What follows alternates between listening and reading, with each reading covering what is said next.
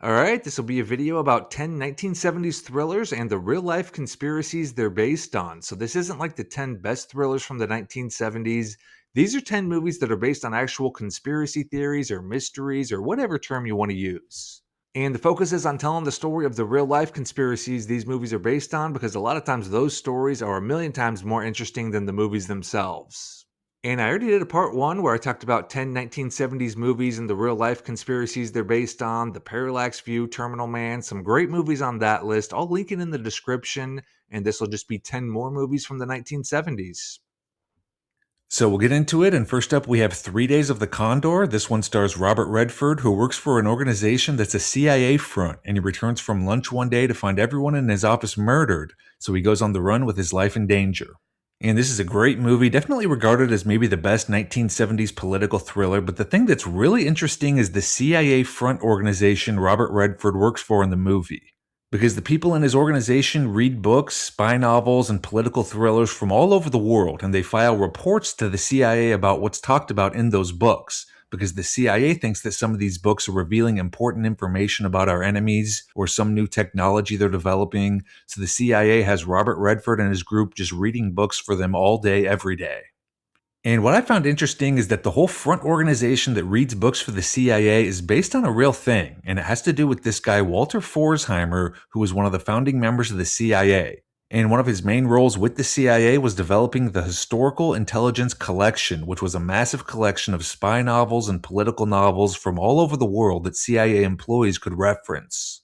And like with 3 Days of the Condor, the CIA believed these books could either be revealing important information about our rivals, especially in the Cold War, or could give insights into some new technology or strategy that they were developing. And so for decades, Walter Forsheimer would just travel the world and just buy up thousands upon thousands of books. It was said that on one trip through Europe alone, he purchased 1,300 spy novels for under $2,000 from used bookstores and independent booksellers. And the collection he eventually accumulated is regarded as the biggest collection of spy novels in the world. This book, Spooks, talks about Walter Forsheimer and the library he built. It says that the Historical Intelligence Collection was housed in a room that resembled basically just a huge used bookstore. And it had everything from classic works like The Art of War to James Bond novels to Russian novels to novels that were decades or even centuries old. And Spooks talks about how CIA agents used this collection when they were planning a mission or a special op. They would browse these books to, quote, look for a new technology worth inventing or a dirty trick worth resurrecting. And this collection is still around today, and it's even bigger. It's now called the CIA Library, and there are over 125,000 books in the collection. So I found this interesting because a lot of times you'll see things about books or movies predicting future events. Like if a book has a plot or a scene that mirrors something that actually happens in real life, people will say the book or movie predicted that future event. I actually just did a video a few months ago about some books that eerily predicted major world events. But if there's this huge library that CIA and government employees use for reference and inspiration, it seems more likely that these books that have a bunch in common with events that happen later on, it might actually not be a case of these books predicting future events. Instead, it's a case of some CIA director getting an idea from a book and then deciding to actually pull that off in real life. So I definitely thought it was interesting how Robert Redford's character just reads books for the CIA in 3 Days of the Condor, and how that is an actual thing that these operatives use fiction to get ideas and inspiration for real-life missions. And next up, we have Colossus, the Forbin Project, which was released in 1970 and is a very, very relevant movie for our current times. So the plot of this movie is that a brilliant scientist named Charles Forbin builds this super advanced artificial intelligence computer for the US military named Colossus, and the military puts this computer in charge of their nuclear missile system. Then Colossus detects a similar Soviet artificial intelligence system named Guardian, which controls the Soviet nuclear missile system. Colossus then links itself to Guardian, and they begin to communicate in a language that's so advanced that humans can't even comprehend it, so they have no idea what these two AI systems are even saying to each other. The humans get totally freaked out by this, and the situation, not surprisingly, gets out of control, and the humans try to come up with a way to disable the Colossus and Guardian systems before they start a nuclear war. So obviously this movie is very relevant today with all the talk about AI, and it's interesting to me how AI is not a new thing. AI existed all the way back decades ago, and even all the way back then people were really warning about AI and warning that it could get out of control if we aren't careful. This documentary from 1974 named The Mind Machines is a really great documentary that's all about artificial intelligence and its evolution and how advanced it might one day become. Arthur C. Clarke, who wrote 2001: A Space Odyssey and a bunch of other sci-fi novels, he was interviewed for this documentary, and he had some really interesting things to say about AI all the way back then. I'll play a clip of him talking here. I think that what we're doing now is, in a sense, creating our own successors. We have seen the first crude beginnings of artificial intelligence, and we will one day be able to design systems that can go on improving themselves, so that at that stage, we have the possibility of machines which can outpace their creators. And that will just prove the thesis that I've sometimes suggested, that the computers are designed to be our successors, and that perhaps when they come along, it's our function to become obsolete, as our predecessors have become obsolete and been replaced by us. And I feel that if that happens, it will serve us right.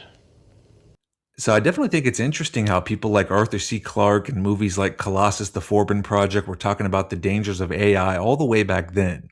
And the final note about Colossus, the Forbin Project is that Elon Musk has a supercomputer that's the most powerful AI computer in the world, and he named it Colossus.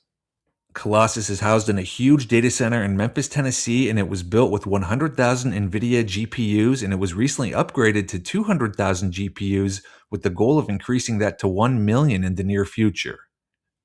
So definitely very interesting that he went with the name Colossus for this supercomputer, and he's never officially said that he named this computer after the Colossus computer in this movie, but pretty safe to assume that's where he got the name. And next up, we have The Exorcist, and everybody knows this movie, but many may not know that The Exorcist is based on a true story that's documented in the archives of the Catholic Church. It happened all the way back in 1949. There were a number of news articles about this boy in Maryland who was attempting to contact his deceased aunt with a Ouija board and allegedly got possessed by an evil spirit, and he started acting really abnormal. He suffered violent seizures, he yelled phrases in Latin, and his bed would sway and tip. His parents took him to the Catholic Church, and they studied his case and declared it an actual case of demonic possession. So they called in a team of priests to perform an exorcism on him. And the author of The Exorcist, it was actually a novel before it became a movie, but it was written by William Peter Blatty. And he read about this 1949 possession and exorcism case, and he was fascinated by it. And initially, he was going to write a nonfiction account based on that case. And he reached out to the priest involved, and the priest refused to talk.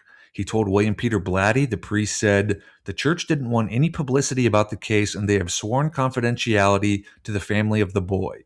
He closed the letter by saying he really wanted to help because a lot of good could have been done for people if they knew the truth about what happened, and that the case was the real thing. So instead of writing a nonfiction account of this 1949 possession, William Peter Blatty decided to write a novel based on that real-life story.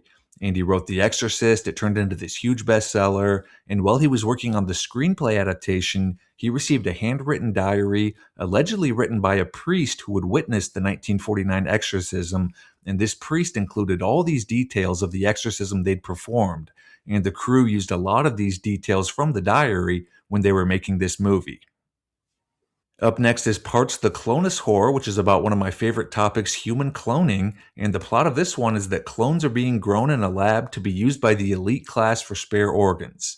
These human clones live at this facility until a rich person needs a heart or a lung or whatever it is, and the clone is then killed to provide that organ. And human cloning, I love talking about it. I've done many videos about it, and it's a weird thing because if you mention human cloning to most people, they just regard it as something that's really far out there, super futuristic, just totally outlandish and unrealistic, and that is not the case at all. Human cloning was talked about all the time 50 plus years ago. There are a million articles and features about human cloning from the 1970s, and these news articles all talk about how science had reached the point where being able to clone humans was just right around the corner if it wasn't being done already. This article from 1974 says human cloning will be the most drastic biological change in all of humankind's recorded history, and it is at hand. Is cloning around the corner and human cloning possible if not yet accomplished, reads these headlines. Nobel Prize winner James Watson wrote this article, Moving Toward the Clonal Man, in 1971, and he talked about how being able to clone humans would be a reality very soon, and society needed to start planning for that and discussing how it should be regulated. This guy, Doc Shettles, back in the 1960s and 70s, he was known as the clone doctor. He cloned a bunch of different animals, and he claimed he could clone a human using the same process, but he wouldn't do it on religious grounds. And today, mammals are cloned just all the time. Anyone can have their pet cloned. There are tons of stories out there about celebrities having their dead pets cloned. And the cloning of livestock is also very commonplace too. It's done all the time. There are a million articles out there about cloning horses and cattle.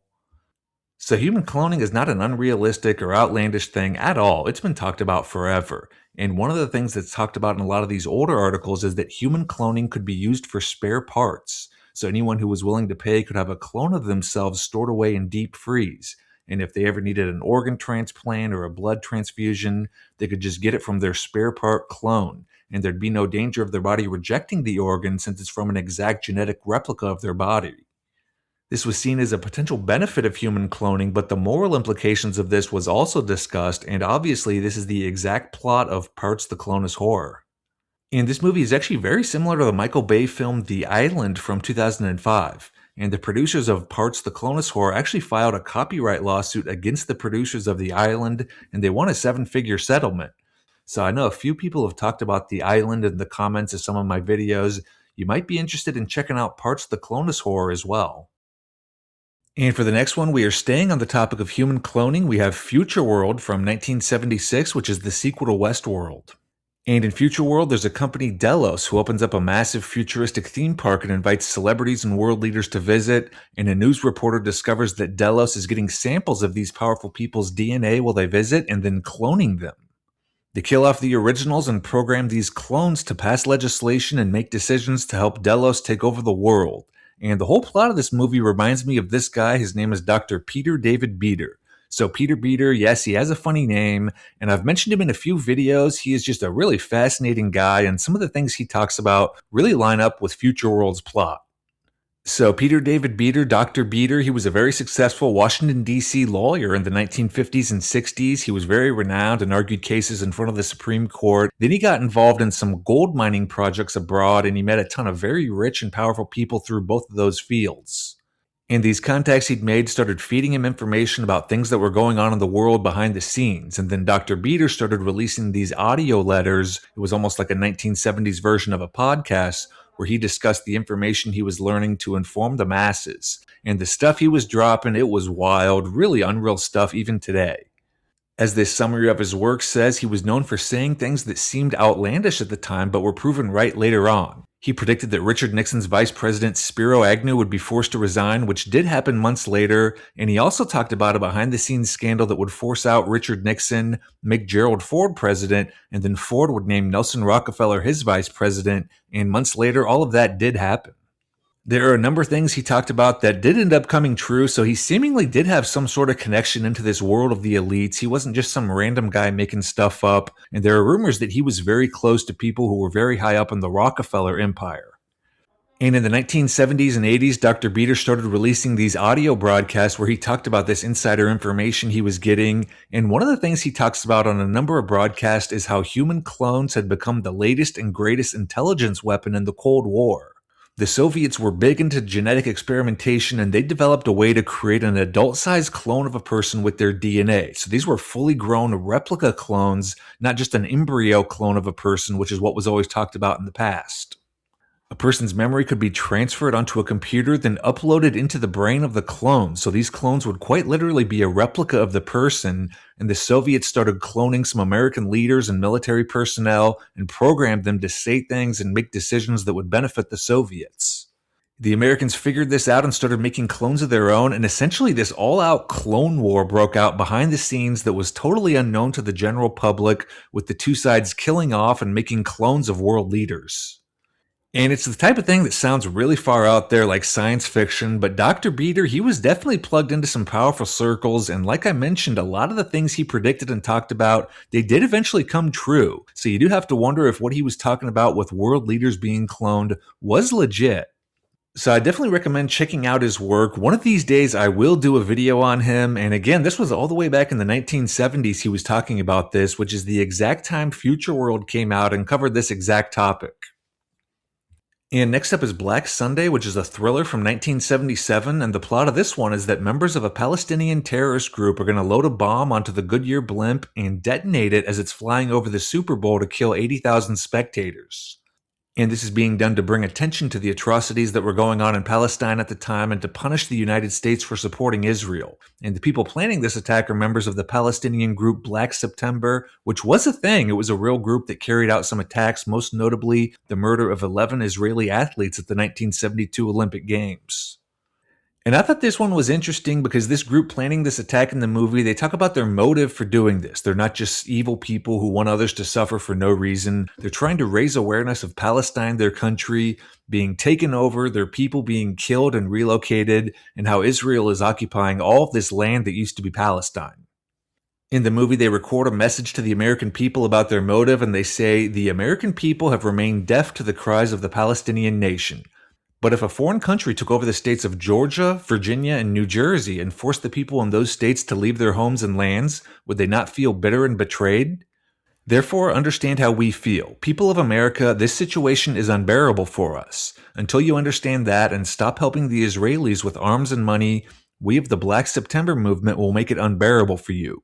You will share in our suffering. We want to be your partners, but the choice is yours."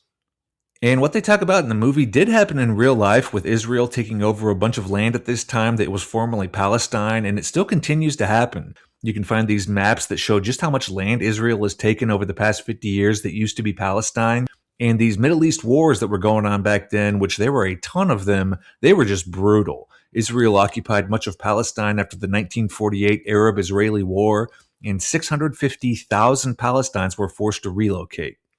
And one of the reasons this relocation happened was Israel's Operation Cast Thy Bread, where they poisoned water wells in Palestinian villages with typhoid bacteria, which caused widespread illness and made it impossible for these Palestinian citizens to live in their villages. In the Six-Day War in 1967, 20,000 Arabs died, and Israel only lost 800 soldiers. And there were tons of other wars during this era, so there was just so much bloodshed going on. The PLO formed in the 1960s with the goal of, quote, liberating Palestine and destroying the Zionist presence, which actually kind of sounds like a pretty good goal because Zionism has been behind just some awful atrocities and tragedies over the years. So this really makes it kind of weird to watch this movie because it's easy to be sympathetic towards the terrorists and understand their point of view even though they were planning this huge attack. So it's kind of a strange movie to watch, but I definitely do recommend it. It's a great movie. And next up, we have The Amazing Howard Hughes, starring Tommy Lee Jones from 1977. And I did an hour-long video on Howard Hughes already. I've mentioned him in many of my other videos. But the Howard Hughes story is the ultimate mystery. It's the ultimate conspiracy, if you want to use that term. Nothing compares to it. Nothing even comes close. The JFK assassination, Watergate, 9/11, whatever you pick, the Howard Hughes story is weirder, stranger, more incredible than all of it. He was the world's biggest celebrity and inventor in the 1940s, and he dated every famous actress of the time. He owned multiple multi-billion-dollar companies that were developing all these cutting-edge technologies. He was also one of the richest, if not the single richest person alive. He also bought a movie studio and made Hollywood blockbusters, including the original Scarface, and in 1938, he flew around the world in one of his planes, and he set a record for fastest trip around the world. He got a huge parade in New York City after that. He was always in the news, always out with a different actress, was just larger than life, this party animal, womanizer, inventor who was like Leonardo DiCaprio crossed with Elon Musk. And then in the mid-1950s, he vanished off the face of the earth and no one saw him in public for the next 20 years of his life. He never once, for 20 years, made a single appearance in public. And the mystery of what happened with him and why he disappeared, there are so many strange aspects to it. The official story became basically that he just went crazy and turned into this recluse, and there were all these weird stories about him growing out his fingernails to 6 inches long, growing out his hair, withering away to skin and bones, just sitting in a hotel room and watching the same movies over and over again and eating chocolate bars. And eventually people just started wondering, like, is this guy even alive? Is he dead? Has he been dead for years or even decades? And this whole story of him going crazy is just a big lie to cover up his death? And then he officially died in 1976, and shortly after that, this movie, The Amazing Howard Hughes, starring Tommy Lee Jones, came out. It was released in 1977, so it came out less than a year after he died. And probably needless to say, this movie does not even begin to explore the mystery of Howard Hughes. It's just a typical Hollywood based on a true story movie that regurgitates the official story and doesn't even begin to scratch the surface of this mystery.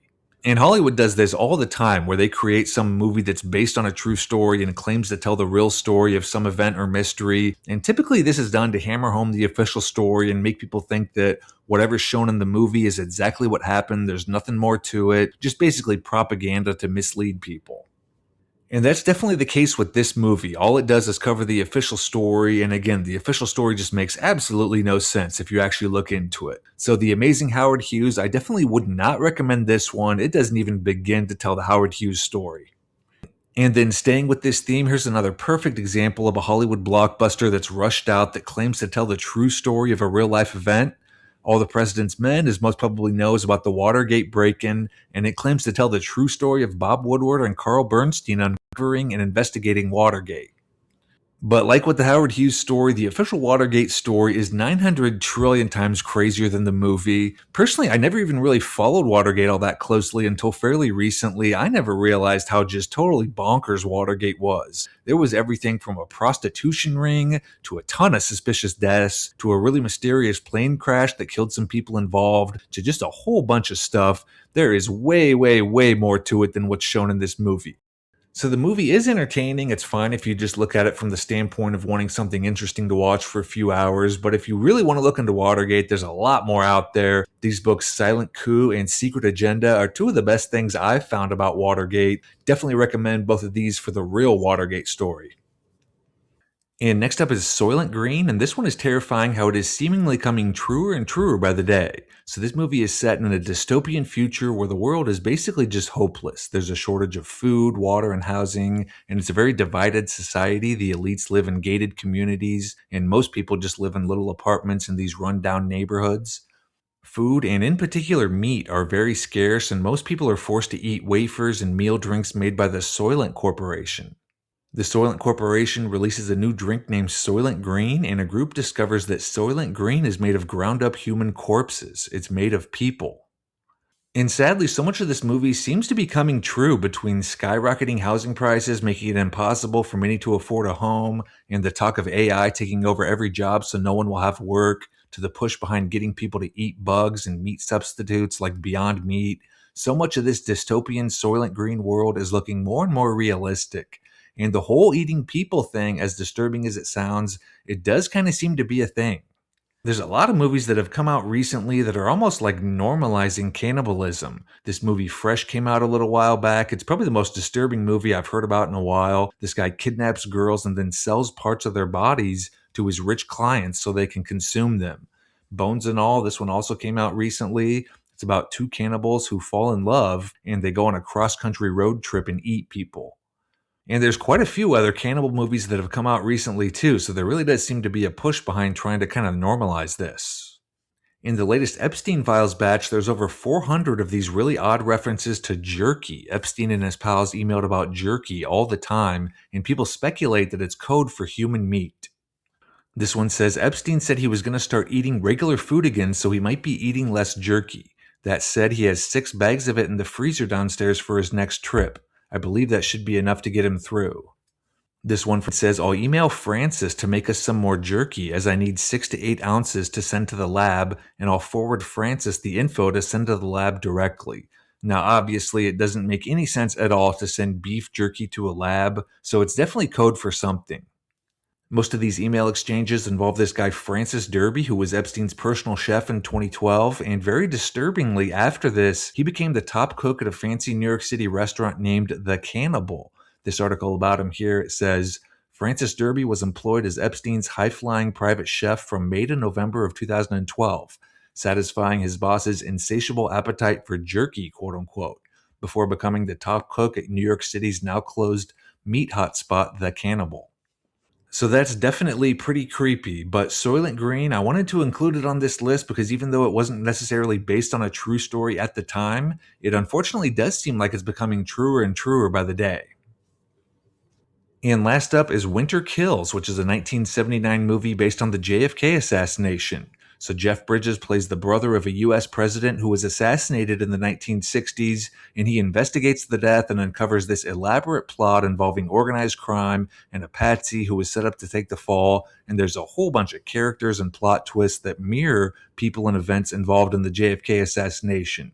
And this is a really fun, entertaining movie, but the story of the movie getting made is probably the craziest part about the movie. It has one of the strangest making of stories of any movie of all time. It was produced by two guys, Leonard Goldberg and Robert Sterling, and this was their first attempt at a major Hollywood release. They put together this very star-studded cast. There's a lot of actors who were very well known at the time, and the producers ran out of money halfway through filming, and the film crew started getting paid with just random denominations of dollar bills and envelopes. Then they stopped getting paid at all, and the studio shut down the movie halfway through filming. Then one of the film's producers was murdered because of a suspected drug debt. He was tied to a bed and shot. Filming was resumed again, then it stopped and started again a few more times, and eventually, over 2 years after filming first began, filming was resumed yet again, and the film was finished with a mostly new crew, and there were stories of these suspicious mob-type figures spending time around the set, and then later on, the film's other producer was sentenced to 40 years in prison for drug smuggling.